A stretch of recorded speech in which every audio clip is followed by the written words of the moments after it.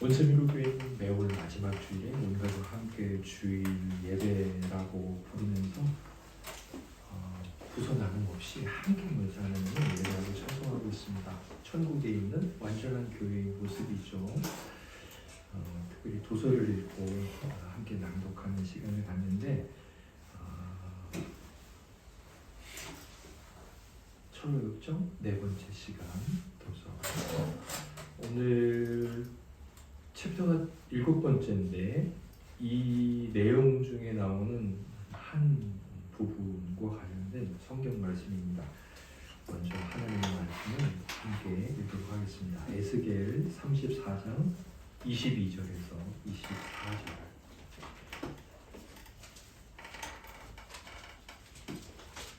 에스겔 34장 22절에서 24절입니다.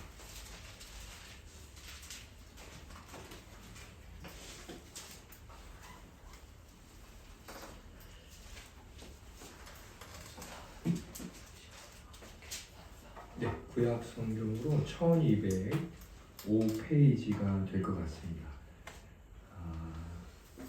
아주 복되신 하나님의 약속인데요. 에스겔 34장 22절에서 24절 말씀을 우리 다 같이 하나님의 약속을 읽지만 우리 마음으로 듣겠습니다. 시작. 그러므로 내가 내 양떼를 구원하여 그들로 다시는 노략거리가 되지 아니하게 하고 양과 양 사이에 심판하리라. 내가 한 목자를 그들 위에 세워 먹이게 하리니 그는 내 종 다윗이라. 그가 그들을 먹이고 그들의 목자가 될지라. 나 여호와는 그들의 하나님이 되고 내 종 다윗은 그들 중에 왕이 되리라. 나 여호와의 말이니라. 아멘. 오늘은 이 책의 7장이 되겠습니다. 7장 페이지로 보면 219페이지, 236페이지까지 7장을 다 읽도록 하겠습니다. 제가 오늘 섬겨주실 캐릭터들을 호명해 드릴 테니까 박수로 격려해 주시길 바랍니다. 해설은 제가 하고요. 크리스티아나, 정다워, 성도리입니다. 담대는 우리 제가 하겠습니다. 제가 정직 노인 이명수 집사님입니다. 절망 거인 김남희 사모님입니다. 그다음에 이제 크리스티아나의 아들 4명이 나오죠. 네 형제는 우리 임진규 성도님입니다. 양치기 또는 목자라고 나오는데 정은혜 집사님입니다. 그다음에 다비 정그린 성도님. 그리고 지옥으로 가는 구멍에서 들리는 소리라고 나오는데 이명수 집사님께서 선물을 드리겠습니다. 그러면 제가 7장 제목을 읽어드릴 테니까 같이 화동하고 시작하도록 하겠습니다. 7장 환희 산맥을 넘어 마주한 절망 거인.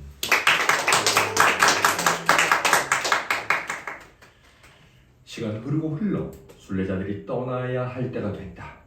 다들 다시 여정을 시작할 채비를 마쳤다. 친구들을 불러서 함께 섬기는 왕자님께 보호하심을 구하는 기도를 드렸다. 이번에도 저마다 약한 이와 강한 이, 여인과 사내들에게 각각 소용될 것들을 가져다가 이들의 부찜에 챙겨주었다. 이윽고 일행은 길을 나섰다. 얼마쯤 같이 걷던 순례자와 친구들은 왕의 왕께서 지켜주시길 비는 인사를 서로 나누고 헤어졌다. 순례자 일행은 여행을 계속했다. 이번에도 역시 담대가 앞장을 섰다. 여인들과 아이들의 체력이 약해질 대로 약해진 터라 우리가 가지 않을 정도로만 걸을 수 있었다. 그 덕에 자연히 심약과 주저의 처지를 가볍게 여기는 마음이 한결 깊어졌다. 마을을 떠나 친구들과 헤어진 지 얼마 지나지 않아 일행은 신실이 최후를 맞았던 곳에 이르렀다. 이 신실은 앞번의 책에서 크리스찬과 함께 동행하던 믿음의 친구였죠. 그런데 신실이 순교하죠. 그리고 다시 이제 부활해서 소망으로 나오나요? 소망이 되죠. 네, 소망이 되죠. 모두 걸음을 멈추고 서서 그이로 하여금 그토록 훌륭하게 십자가를 지게 해주신 분께 감사 기도를 드렸다. 신실이 대장부답게 고난을 감내한 덕에 큰 혜택을 입었음을 실감했기 때문이다. 거기서부터 한참을 더 걸었다. 크리천과 신실이 어떠했는지, 그리고 신실이 죽은 뒤에 어떻게 소망이 순례길에 합류했는지에 관한 이야기가 끊이지 않고 이어졌다. 일행은 돈이라는 야트막한 언덕에 도착했다. 대마를 순례길에서 벗어나게 한 은광이 위치한 곳이었다. 두 마음이 거기서 쓰러져 죽었다고 생각하는 이들도 적지 않았다. 순례자들은 그 일을 곱씹었다. 돈 언덕 기슭, 소돔 시내와 썩은내 진동하는 호수가 한눈에 보이는 자리에 이르렀다. 그리고 이곳에 우뚝 선 해묵은 기념물을 바라보면서 지난날 크리천이 그랬듯 몹시 의아스러워했다. 어떻게 그처럼 지식이 풍부하고 지혜가 무르익었던 이들이 돈에 눈이 멀어 여기서 뒤를 돌아볼 수 있단 말인가. 다시 곰곰이 헤아려 보니 인간의 본성이란 남들이 입은 피해서 깨달음을 얻지 못하는 법이며, 찾아 헤매는 대상이 인간의 어리석은 눈에 매력적으로 보인다면 더더구나 올바르게 판단할 수 없겠구나 싶었다. 일행은 다시 걷고 걸어서 환희산맥 한편으로 길게 흐르는 강에 이르렀다. 강가 양쪽에는 아름다운 나무들이 자라고 있었다. 나뭇잎에는 마음으로 먹으면 지겨움증이 가라앉는 효능이 있었다. 강을 끼고 펼쳐진 초원은 사시장철 푸르러서 얼마든지 누워 편안히 쉴 수 있었다. 이곳 초장에는 양떼우리가 여럿 있고 사방에 울타리가 쳐져 있었다. 어린 양들, 다시 말해 순례 여행을 이어가는 도중에 낳은 아기를 먹이고 돌보기 위해 지어진 집 한 채가 보였다. 거기엔 측은히 여기는 마음이 차고 넘치는 이가 있어 어린 양들을 두 팔 가득 품고 안아주며 아이 엄마들까지 따뜻이 보살폈다. 크리스티아나는 내 며느리에게 갓난아기들이 이곳 강가에 깃들여 살면서 적절한 도움을 받고 풍족하게 먹으며 다가올 날에 아무 부족함 없이 자라도록 그의 보살핌에 맡기라고 권했다. 이분은 누구 하나라도 엇나가거나 길을 잃으면 도로 찾아오고 어디가 부러지고 상하면 싸매주며 아픈 데가 있으면 다시 건강하게 해줄 게다.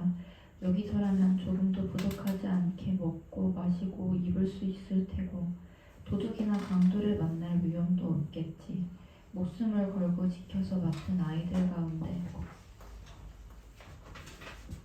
단 한 명도 잃어버리지 않을 테니까 어디 그뿐이겠니? 잘 보살피고 훈계하고 바른 길을 걷도록 가르치니 너희도 생각해보면 알겠지만 이건 이만저만 큰 은혜가 아니란다. 또 너희도 보다시피 여기엔 잔잔한 물과 상쾌한 초원, 앙증맞은 꽃들, 갖가지 나무들과 거기 열리는 온갖 열매들이 있지 않니? 그건 예전에 매튜가 바알세불의 집 담벼락 너머에서 따먹었던 과일과는 완전히 달라서 아픈 이에게는 건강을 찾아주고 멀쩡한 이는 더욱 씩씩하게 해준단다. 아기 엄마들은 선뜻 아이들을 그이의 손에 맡겼다. 그렇게 하는 게 어떻겠냐는 권유를 받은 것도 있지만 무엇보다 임금님이 책임지고 맡아 기르며 갓난 이와 그 아들을 후하게 대접한다는 점이 마음에 쏙 들었기 때문이다. 순례자들은 계속 전진해서 곁길 초원에 이르렀다. 지난날 크리스천이 길벗 소망과 함께 울타리를 넘어 들어갔다가 절망 거인에게 붙들려 의심의 성에 갇혔던 바로 그곳이었다. 일행은 이곳에 잠시 앉아서 어찌해야 할지 상의했다. 간단히 말해 이제 제법 힘을 기른 데다 담대 같은 안내자까지 두었으니 거인을 공략해서 그 섬을 쳐부수고 혹시라도 그 안에 갇힌 순례자가 있으면 풀어주고 가는 게 좋지 않겠냐고 의논했다. 이리 하자는 이가 있는 한편 저리 하자는 이도 있었다.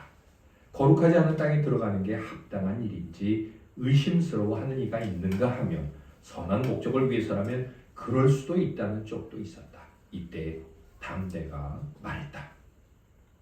선한 목표를 위해서라면 무엇이든 할 수 있다는 생각이 항상 옳은 건 아니지만 저는 죄에 맞서고 악을 눌러 이기며 믿음으로 선한 싸움을 싸우라는 명령을 받은 몸이올시다. 그렇다면 이 절망고인을 버려두고 도대체 누구와 맞붙어 선한 싸움을 벌이겠습니까? 저는 놈의 숨을 끊어놓고 의심의 성을 허물어 버릴 작정입니다. 그러곤 일행을 돌아보며 물었다. 자, 누가 저와 같이 가겠습니까? 정직 노인이 나섰다. 내가 함께 가리다. 이미 다 커서 튼튼한 사나이가 된 크리스천의 네 아들 매튜, 세뮤얼, 조셉과 제임스도 따라 나섰다. 저희도 가겠어요. 용사들은 여인들을 길에 남겨두고 떠나면서 심약과 목발을 짚은 주저에게 돌아올 때까지 이들을 잘 지켜달라고 당부했다. 절망거인의 소굴이 가까이 있기는 했지만 바른 길에서 벗어나지만 않으면 어린아이라도 너끈히 길을 안내할 수 있었기 때문이다. 담대와 정직노인 그리고 네 젊은이는 절망거인을 찾아 의심의 성으로 올라갔다. 마침내 성에 도착한 용사들은 대문을 요란하게 두들겼다. 늙은 거인이 문간에 나타났고 이어서 그자의 마누라 의혹도 따라 나왔다. 거인이 소리쳤다. 도대체 어떤 놈이고 뭘 하는 자이기에 겁도 없이 절망거인에게 이토록 무엄하게 구느냐? 담대는 받아쳤다. 나로 말하면 새 예루살렘 성 임금님을 섬기는 여러 안내자들 중 하나로 순례자들을 목적지까지 데려가는 종이다. 네 놈의 목을 치고 의심의 성을 무너뜨리러 왔으니 어서 성문을 열고 나와 싸울 준비를 하거라. 절망거인은 제 몸집이 워낙 크고 힘이 세니 어떤 인간도 간단히 눌러 이기리라 확신했다. 그래서 속으로 생각했다. 천사들의 공격도 막아낸 적이 있는 몸인데 담대 따위에게 겁을 먹는 건 말이 안 되지. 그래서 주섬주섬 무장을 갖추고 밖으로 나왔다. 머리엔 쇠투구를 쓰고 불 가슴 가리개를 찼으며 발에는 쇠로 만든 신발을 신었고 손에는 커다란 몽둥이를 들고 있었다. 여섯 용사는 놈을 사방에서 둘러싸고 몰아붙였다. 거인의 아내 의혹이 도우러 나서자 정직 노인이 그녀를 단매로 거꾸로 때렸다. 다들 목숨을 걸고 치열하게 싸웠다. 마침내 절망거인이 바닥에 쓰러졌다. 하지만 죽지 않고 사납게 몸부림치며 버티고 또 버텼다. 흔히 하는 말 맞다나 쇠심줄처럼 질긴 놈이었지만 죽음의 칼날을 끝까지 피할 수는 없었다. 담대는 쉴 새 없이 공격을 퍼부어 놈의 목을 잘라버렸다. 용사들은 의심의 성을 허물기 시작했다. 절망거인을 해치웠으니 쉬우리라 생각했지만 성을 깨끗이 무너뜨리는데 일주일이나 걸렸다. 그리고 철거 과정에서 거의 굶어죽게 된 의기소침 씨와 그의 딸 겁보를 구해냈다. 둘은 목숨을 건졌지만 성 안마당에는 시체들이 여기저기 흩어져 있었고 지하 감옥에는 죽은 이들의 뼈다귀가 그득했다. 그 꼴을 직접 보았더라면 여러분도 기겁했을 것이다. 담대를 비롯한 여섯 용사는 이렇게 큰 공을 세우고 의기소침과 겁보 부녀를 호위에 돌아왔다. 폭군 절망거인에게 붙들려 의심의 성에서 옥살이를 하는 신세이기는 했지만 둘 다 정직한 이들이었기 때문이다. 아울러 거인의 머리도 가져왔다. 갔던 길을 거슬러 돌아와 순례자들과 다시 만난 용사들은 무용담을 들려주었다. 심약과 주조는 절망거인의 머리를 확인하고 뛸 듯이 기뻐하며 즐거워했다. 크리스티아나는 마음이 즐거울 때마다 비호를 켜곤 했고 며느리 자비는 뷰트를 연주할 수 있었다. 두 여인은 너무도 즐거운 나머지 한 곡 연주하고 싶은 마음이 생겼다. 흥에 겨운 주저는 의기소침의 딸 겁보의 손을 잡고 길을 오르내리며 덩실덩실 춤을 추었다. 손에 목발을 쥐지 않고는 몸을 놀리기 어려운 처지였음에도 분명히 말하지만 춤사위만큼은 더할 나위 없이 정말 근사했다. 겁보의 춤 솜씨도 빠지지 않아서 리듬을 따라 썩 춤을 잘 췄다. 하지만 거의 굶어 죽기 직전에 구조된 의기소침은 음악 따위에 별 관심이 없었고 춤보다는 당장 빈속을 채우는 게 더 급한 일이었다. 크리스티아나는 병에서 술을 조금 따라 의기소침 씨에게 건네 허기만 조금 가시게 한 뒤 부랴부랴 먹을거리를 준비했다. 얼마 좀 시간이 지나자 노인도 기운을 차렸고 얼굴엔 생기가 돌기 시작했다. 꿈에 보니 모든 일이 마무리되자 담대는 왕의 대로 한쪽, 그러니까 오래전 크리천이 순례자들에게 이곳에 발을 들이지 말라고 경고하는 표지를 만들어 놓은 자리 바로 옆에 높은 기둥을 세우고 절망 거인의 머리를 매달았다. 그리고 대리석 돌판에 이런 글을 새겨 기대 놓았다. 여기 그자의 머리가 있노라. 지난날 그 이름만으로도 순례자들을 겁에 질리게 했던 자. 놈의 성은 허물어지고 아내의 의욕도 썰어졌네. 용감한 담대가 그 숨을 걷어버렸다네.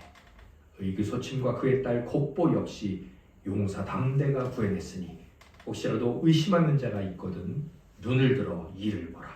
한점 의구심마저 사라지리라.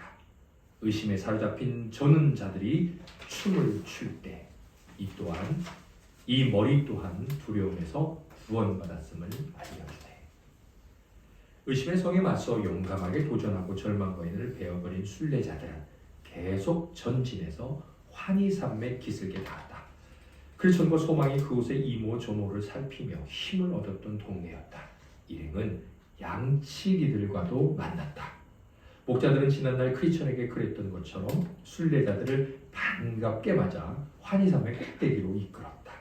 길손들이 줄지어 뒤따르는 걸 본 양치기들은 안내자에게 물었다. 담대님, 이번에는 큰 무리를 이끌고 오셨네요. 어디서 이분들을 다 만나셨습니까? 담대는 대답했다. 앞줄은 크리스티아나님 일행이요. 여기는 그분의 네 아들님과 며느리들이죠. 북두칠성이 북극을 축삼아 돌아가듯이 나침반 바늘을 쫓아 움직이듯이 죄에서 은혜로 돌아서지 않았다면 여기 이렇게 이를 수도 없었으리. 다음은 여기 정직 어르신 순례의 길을 걷고 있지요. 그리고 주전님, 감히 그 진심을 보장할 수 있는 양반이라오. 주전님도 매 한 가지라 결단코 뒤에 처지고 싶어 하지 않았답니다. 점잖은 양반 낙담님이 뒤를 따르고 이어서 겉보양 그분의 따님이죠. 여기서는 우리를 환영해 주실까요? 솔직히 말해 주시게 아니면 더 가야 할까요? 그러자 목자들은 말했다. 참으로 다 만족스러운 일행이군요. 환영합니다. 어서 오십시오. 우리는 그대들이 약하든지 강하든지 가리지 않을 것입니다. 지극히 보잘것없는 이들을 어떻게 대하는지 우리 임금께서 낱낱이 지켜보고 계시기 때문이죠. 그러므로 여러분의 병약하다 해서 대접하길 꺼리는 일은 절대로 없습니다. 목자들은 한 사람 한 사람 이름을 불러가며 일행을 대궐 안으로 이끌었다. 들어오세요, 심양님. 어서 들어오세요, 주전님. 들어오세요, 낙다님. 안으로 들어오세요, 겉보양. 그러곤 안내자를 돌아보며 설명했다. 이렇게 이름을 따로 부르는 까닭은 도중에 포기해버릴 공산이 누구보다 큰 분이기 때문입니다. 하지만 담대님을 비롯한 다른 순례자들은 강건하시니 늘 하시던 대로 자유롭게 움직이시면 됩니다. 그러자 담대는 말했다. 여러분의 얼굴 가득 은혜가 빛나는 걸 보았습니다. 이 병든 이들을 옆구리나 어깨로 밀어내지 않고 도리어 임금님의 대궐로 가는 여정을 꽃길로 만들어 주시다니 여러분들이 진정 내 주님의 목자들임을 알겠습니다. 그리하여 약하고 상한 이들이 먼저 안으로 들어가고 담대와 나머지 일행이 그 뒤를 따랐다. 다들 자리를 잡자 목자들이 비교적 연약한 순례자들에게 물었다. 무얼 잡수시고 계십니까? 무얼 잡수고 싶으십니까? 여기서는 욕심이 주체하지 못하는 이들에게는 경계가 되고 허약한 이들에게는 보양이 되도록 어떤 음식이든 다 마련해 드리거든요. 목자들은 소화가 잘 되는 음식들로 한 상 떡 벌어지게 차려냈다. 하나같이 입에 달고 영양이 풍부한 음식이었다. 푸짐하게 먹고 상을 물린 일행은 저보다 적절한 방을 차지하고 푹 쉬었다. 날이 밝았다. 산은 우뚝우뚝 높고 날씨는 쾌청했다. 순례자들을 보내기 전에 진귀한 것들을 보여주는 게 목자들 사이의 관습이었으므로 기운을 차리고 채비를 마친 손님들을 데리고 들판으로 나갔다.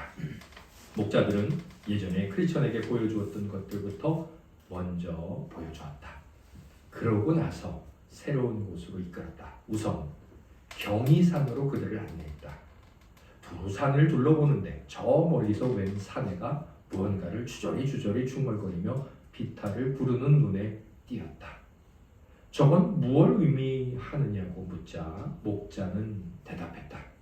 저희는 철로역정 첫 번째 이야기에 나오는 큰 은혜의 아들인데 바른 길에 넘어지고 굴러 떨어지더라도 다시 말해 어떤 어려움을 만나더라도 어떻게 신념을 가지고 믿음을 지켜야 할지 순례자들에게 보여주기 위해 저러고 있는 겁니다. 담대는 고개를 끄덕이며 말했다. 나도 저희를 압니다. 무사람들 가운데 단연 뛰어난 양반이죠. 목자들은 다른 데로 일행을 데려갔다. 정결산이라는 곳이었다. 거기엔 눈처럼 흰옷을 입은 사람이 있었는데 편견과 악의라는 두 남자가 쉴 새 없이 그에게 티끌을 끼얹고 있었다. 그런데 이게 웬일인가? 아무리 더러운 걸 집어던져도 금방 떨어져 나가고 그의 옷은 지저분한 물건 근처에도 가지 않은 듯 도로 티 한 점 없이 깨끗해지고 했다. 순례자들은 입을 모아 물었다. 이건 무슨 뜻이죠? 목자들은 설명했다. 독실이라는 분입니다. 흰 옷은 순결한 삶을 보여주죠. 더러운 티끌을 끼얹는 자들은 저희의 선한 행실을 증오하는 부류들입니다. 하지만 여러분들이 보다시피 오물은 한 점도 옷에 달라붙지 않아요. 세상에서 순결하게 사는 이들을 다 저럴 겁니다. 저런 이들을 더럽히려고 발버둥치는 이들은 누구든 헛심만 쓰는 꼴이 되겠죠. 얼마 지나지 않아 하나님이 그 결백함을 비처럼 어려움을 대낮처럼 밝히실 테니까요. 이번에는 목자들이 순례자들을 자선산으로 데려가서 앞에다 옷감을 산더미처럼 쌓아두고 한 자락씩 싹둑 잘라서 가난한 이들에게 외투와 바지 저고리를 지어 입히는 일을 보여주었다. 수없이 옷을 지어주는데도 옷감은 조금도 줄어들지 않았다. 순례자들은 다시 물었다. 이건 무엇을 이야기하는 건가요? 목자들은 대답했다. 가난한 이들을 위해 수고를 아끼지 않는 이들에게는 무엇이든 모자람이 없음을 여러분에게 알려드리는 겁니다. 목마른 이에게 물을 먹이는 이는 스스로 목을 적시는 셈입니다. 남편 없이 아이를 키우는 여인이 선지자에게 대접한 떡 한 덩어리는 그 댁 뒤주에 쌀이 떨어지지 않게 만드는 마중물이 되었습니다. 양치기들은 일행을 다시 다른 곳으로 데려가 멍청이와 얼간이를 보여주었다. 둘은 에티오피아인의 검은 피부를 희게 만들 셈으로 열심히 닦아냈지만 그럴수록 오히려 더 까매질 따름이었다. 순례자들은 여기에는 무슨 뜻이 담겨 있는지 묻자 목자들이 설명했다. 악한 인간이 좋은 평판을 얻으려고 별의별 수를 다 써봐야 결국 선하게 되기는커녕 도리어 더 가증스러워질 뿐임을 알려주는 겁니다. 바리새인들이 딱 그랬었죠. 위선자들은 누구나 다 마찬가지입니다. 그러자 매튜의 아내 자비가 시어머니에게 속삭였다. 어머니, 괜찮으시다면 저 언덕에 있다는 구덩이를 좀 보고 싶어요. 지옥으로 가는 지름길이라고들 하는 그 구멍 말이에요.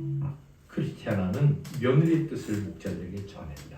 그러자 이들은 일행을 산호리에 있는 문으로 안내했다. 그러곤 빗장을 풀더니 자비더러 무슨 소리가 나는지 잘 들어보라고 했다.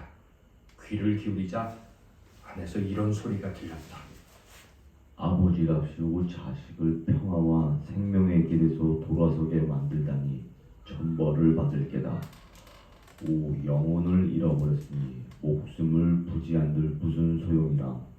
차라리 갈기갈기 찢겨 죽는 게 나을 뻔했어. 절제하며 살았더라면 이런 데 오지 않았을 텐데 다시 태어날 수 있다면 얼마나 좋을까. 순간 세덱의 발 아래로 마치 땅이 으르렁거리고 흔들리며 무섭게 겁을 주는 것만 같았다. 자비는 얼굴이 하얗게지며 뒷걸음치며 소리쳤다. 참으로 큰 복을 받았구나. 여기서 구원받은 이들은 말이야. 이런 광경을 모두 보여주고 나서 목자들은 순례자들을 다시 대궐로 이끌었다. 그러고는 가지고 있는 걸 죄다 쏟아부을 듯이 극진하게 대접했다. 한편 젊은 세대인 자비는 눈에 든 무언가를 손에 넣고 싶어 안달이 났음에도 차마 부끄러워 입 밖에 내지 못하고 있었다. 편치 않은 기색을 눈치챈 크리스티아나가 며느리에게 어디가 불편하냐고 물었다. 자비는 이내 속내를 털어놓았다. 식당에 걸려있는 거울에서 도무지 눈을 뗄 수가 없어요. 그걸 갖지 못하면 태중의 아기를 잃어버릴 것만 같은 기분이에요. 시어머니는 자비를 다독였다. 내가 네 소원을 목자들에게 한번 말해보마. 아마 마다하지는 않을 게다. 하지만 며느리는 여전히 망설였다. 제가 뭘 탐내는지 이분들이 아는 게 낯뜨거운걸요? 크리스티아나는 다시 말했다.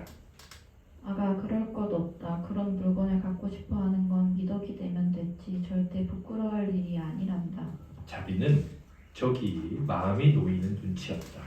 그럼 어머니만 괜찮으시면 목자들에게 혹시 제게 거울을 팔 수 있냐고 한번 물어봐 주세요. 더없이 신기한 거울이었다. 한쪽으로는 앞에 선 이의 생김새를 정확하게 비춰 보이지만 뒤집어 반대편을 보면 순례자의 임금이신 왕자님과 아주 비슷한 얼굴과 모습이 나타났다. 거울을 들여다봤더니 머리에 가시관을 쓰신 분이 보이더라는 이야기를 한두 번 들은 게 아니다. 두 손과 발의 못자국과 옆구리의 상처도 보았다고 했다. 거울에는 진정 대단한 무언가가 있어서 마음만 먹으면 살아계신 형상이든 돌아가신 상태든 이 땅에 계신 장면이든 하늘에 계신 광경이든 수치를 당하는 형국이든 높임을 받는 상황이든 고난을 받으러 오시는 장면이든 다스리러 오시는 모습이든 다 볼 수 있었다. 크리스티아나는 따로 목자들을 만나러 갔다. 그이들의 이름은 지식, 경험, 경계 그리고 성실이었다. 여인은 그들을 붙들고 간곡히 부탁했다. 제 며느리 가운데 한 아이가 지금 아기를 가졌는데 이 댁에서 본 물건 하나를 몹시 갖고 싶은 듯합니다. 얼마나 그 심정이 간절한지 여러분들이 거절하면 유산이라도 할 것 같은 모양입니다. 경험이 대답했다.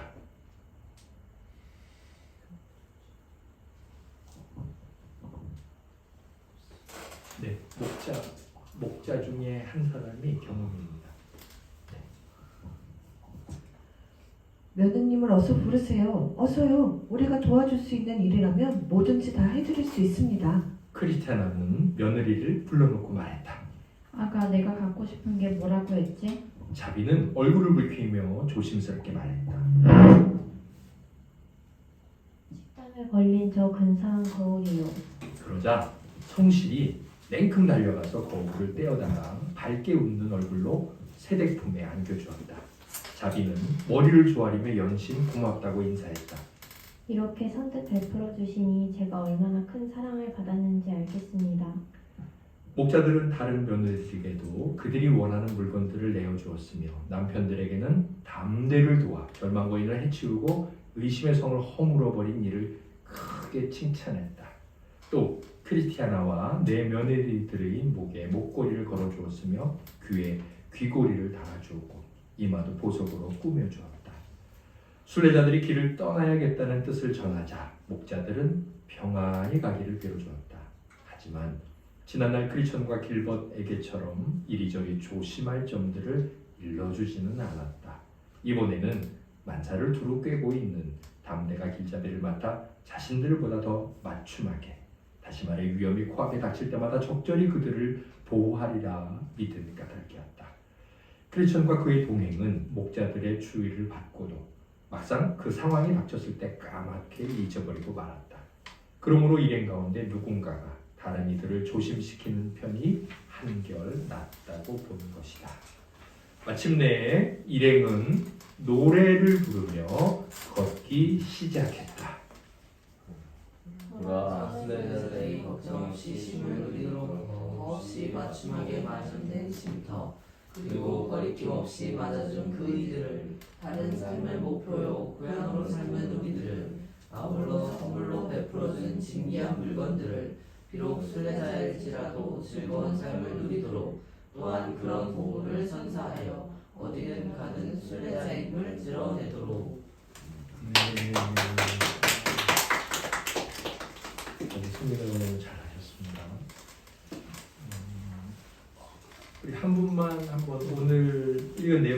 이 부분 너무 참 좋다 이렇게 생각되어지는 걸 한 번만 나눠보실까요? 네, 오늘 대표기도 하신 이명수 집사님, 네, 한 곳만. 저는 네. 절망 거인이랑 싸웠던, 그래서 이제 담배가 목을 베고, 하지만 그 절망 거인이 쉽게 죽지 않고 새 심줄처럼 이렇게 단단한 그런 이런. 저희들 안에 있는 죄의 결과로 그리스도를 믿으면서 계속 남아있는 게 절망이죠. 우리가 절망하고 그 절망이라는 감옥에 갇히고, 그게 이제 거인 골리앗처럼 잘 죽지 않는다. 하지만 끝까지 싸우고 반드시 승리한다. 네, 감사합니다. 저도 오늘 내용 중에 약한 자들에게 이름을 더 불러주고 또 약한 자들에게 먼저 음식을 대접해주는 이 하나님 나라의 원칙이 참 아름답다. 세상은 적자 생존, 이 진화론에서 강하고 센 놈이 살아남는 거야 라고 말하고, 그런 이론에 세상이 이렇게 돌아가는 것 같고 실제로 그렇게 대부분 돌아가죠. 그러나 우리 하나님의 복음은 오히려 그것과 정반대. 그래서 약한 자들, 그래서 하나님께 도움을 간구하는 자들을 더 사랑하시고 불쌍히 여기시고, 그래서 우리가 때로 연약해질 때, 우리가 믿음에서 좀 떨어질 때 하나님이 이때 나를 오히려 더 불쌍히 여기시고 자비롭고 너그럽게 대해 주신다. 이 생각을 하고 그 상황들을 잘 격려하고 스스로 주님 주신 은혜를 좀 잘 이겨낼 수 있으면 좋겠어요.